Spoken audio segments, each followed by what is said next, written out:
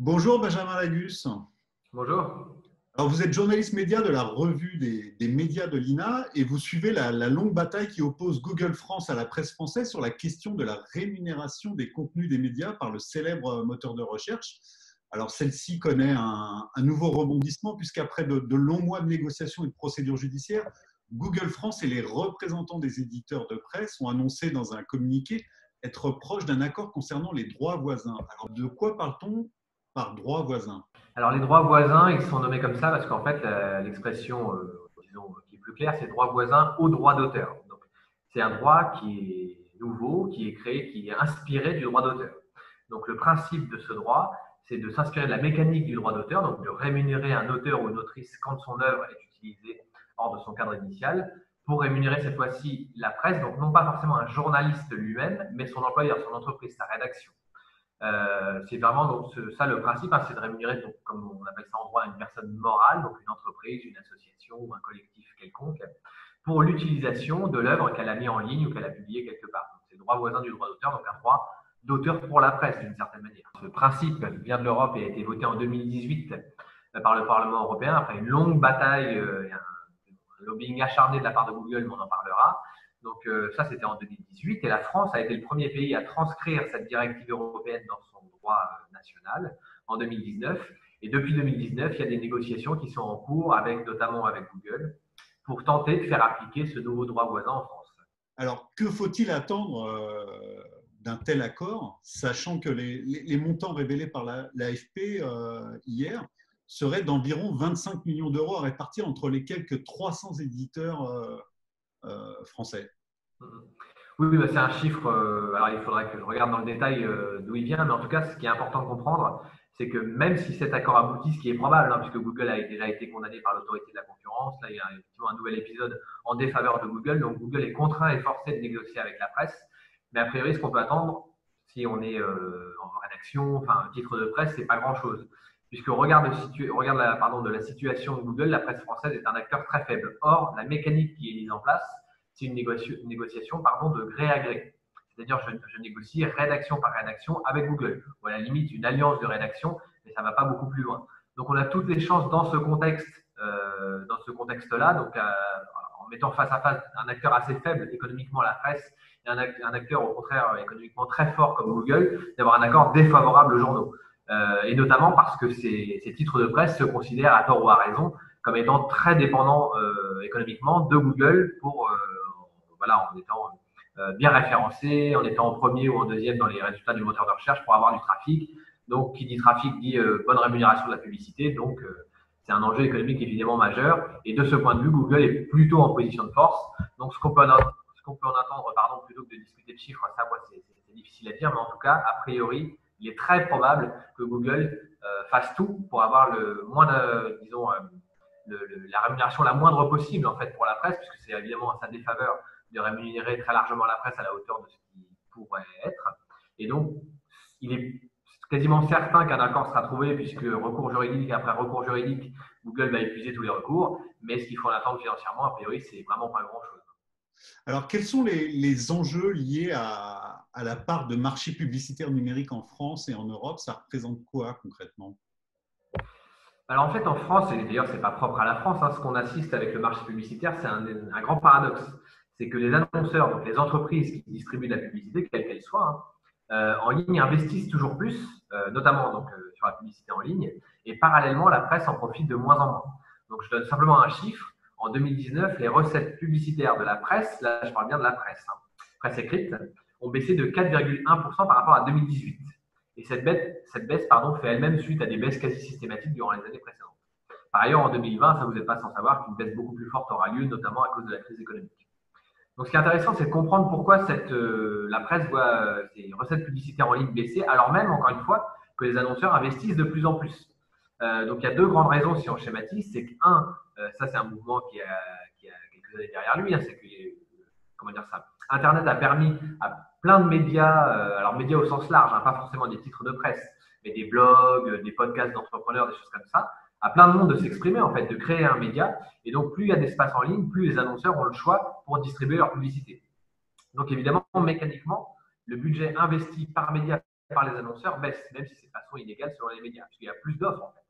Et ensuite, c'est le deuxième point, et c'est évidemment lié au premier, c'est que Google et Facebook eux-mêmes proposent aux annonceurs de diffuser de la publicité en ligne sur leurs espaces, qui sont très populaires. Évidemment, Facebook et Google, c'est deux sites extrêmement populaires. Donc les annonceurs sont très friands et sont très, partants pour distribuer de la publicité sur ces sites web-là, parce qu'ils sont très consultés tout simplement.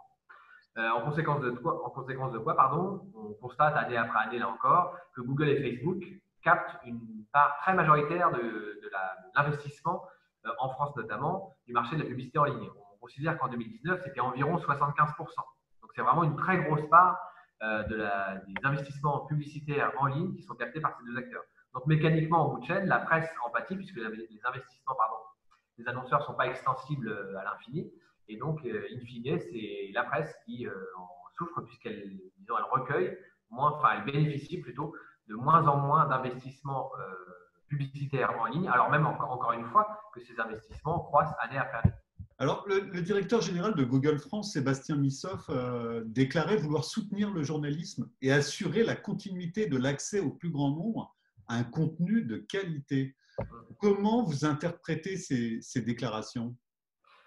Alors ça, pour moi, c'est en quelque sorte un aveu en fait de la part de Google, France en particulier, mais aussi ailleurs, puisque Google menace en permanence, et ça fait des années que ça dure, quand des régulations sont mises sur la table ou proposées pour faire en sorte que cet acteur, comme d'autres grands acteurs en ligne, rémunèrent la presse, de fermer en fait ces outils aux pays qui voudraient mettre en place ce type de régulation. Donc c'est typiquement le cas de Google Actualité qui référence les articles et les vidéos d'actualité.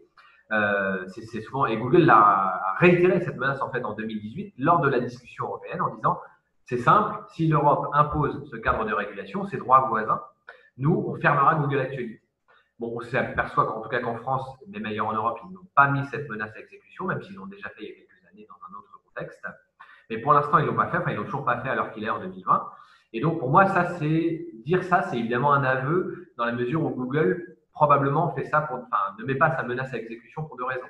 Un, ils considèrent qu'ils ont besoin des contenus de presse en ligne, puisque ce sont des contenus extrêmement lus en fait sur le moteur de recherche. Donc Google, encore une fois, à tort ou à raison, ça c'est des questions de perception et de point de vue, mais considère qu'il a besoin, bon an mal an, de la presse et malgré toutes les contraintes. Et par ailleurs, Google, je pense, se dit que recours après recours, régulation après régulation, pression des États après pression des États, ils ont intérêt quand même à montrer d'une certaine manière patte blanche pour éviter de jouer totalement le bras de fer, un bras de fer dont l'issue leur serait peut-être défavorable.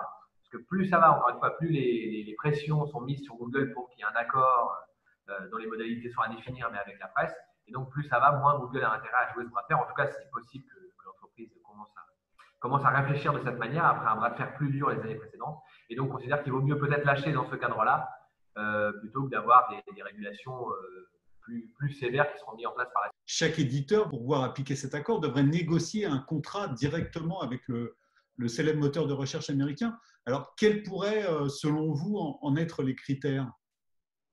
Alors ça, les critères, on ne les connaît pas, mais ce qui est évident, c'est qu'il y a un critère qui sera, à mon avis, très haut dans la liste, c'est l'audience des médias qui proposent des contenus dans le moteur de recherche. Donc ça, évidemment, c'est quelque chose qui paraît logique, d'une certaine manière, mais qui contraint les éditeurs de presse à jouer le jeu de Google, puisque si ce critère est bien très haut dans la liste des critères considérés pour obtenir rémunération de la part de Google, il faudra pour les éditeurs de presse, pour les rédactions, jouer le jeu de Google et faire un travail, parce que c'est un travail en soi, d'être bien référencé sur Google. Donc, autrement dit, pour obtenir rémunération de la part de Google, il faudra jouer le jeu de Google. Donc après, on peut imaginer d'autres critères. Ils vont sûrement, c'est ce qu'ils font un petit peu d'ores et déjà, expliquer qu'il faut que ce soit des contenus à forte valeur ajoutée, des enquêtes ou je ne sais quoi. Mais ça, évidemment, c'est toujours plus il y a de critères, plus c'est compliqué pour la rédaction d'obtenir un accord de la part de Google ou satisfecit de la part de Google.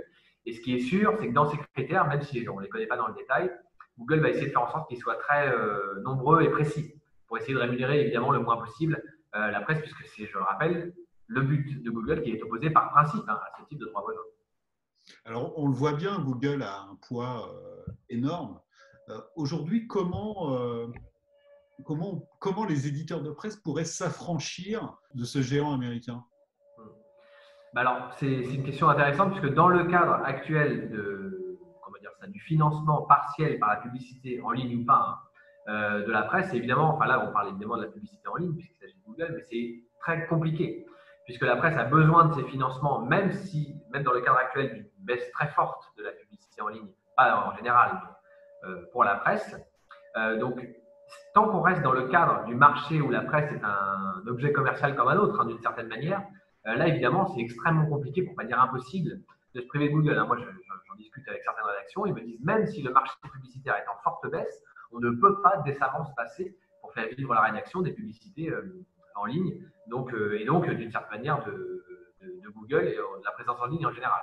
Donc, si on raisonne techniquement, on peut discuter des abonnements en ligne, des choses comme ça, ce que font plein de rédactions dans l'humanité d'ailleurs, qui est une source de financement qui est en croissance et qui est une bonne piste sur le plan technique. Mais sur le plan politique, moi je pense qu'il faut, c'est faire un pas de côté, un très large pas de côté, et d'une certaine manière sortir la presse, en tout cas d'informations politiques et générales du marché, sanctuariser ces financements et faire en sorte que cette presse puisse vivre correctement et se développer à la manière, par exemple, d'un Radio France ou d'un France Télévisions pour ce qui concerne l'audiovisuel. Même s'il y a encore d'autres problématiques sur les budgets qui précisément ne sont pas sanctuarisés et qui au contraire sont revus à la baisse en permanence. Mais vraiment, pour moi, c'est ça. Il y a la question technique sur laquelle on peut discuter des heures et essayer de trouver des business models, mais qui en réalité, même si certaines options fonctionnent, n'aboutissent jamais complètement. Et il y a la question politique sur laquelle il faudrait faire un pas de côté et sortir quelque chose qui est fondamental pour la vie démocratique du marché. Il faut sortir cet objet du marché et faire en sorte qu'il puisse vivre hors des négociations pluriannuelles entre l'Europe, Google, des modalités hyper complexes et qui aboutissent jamais complètement en fait. Merci beaucoup, Benjamin Lagus, pour tous ces éclaircissements. Je vous en prie. Merci, au revoir. Au revoir.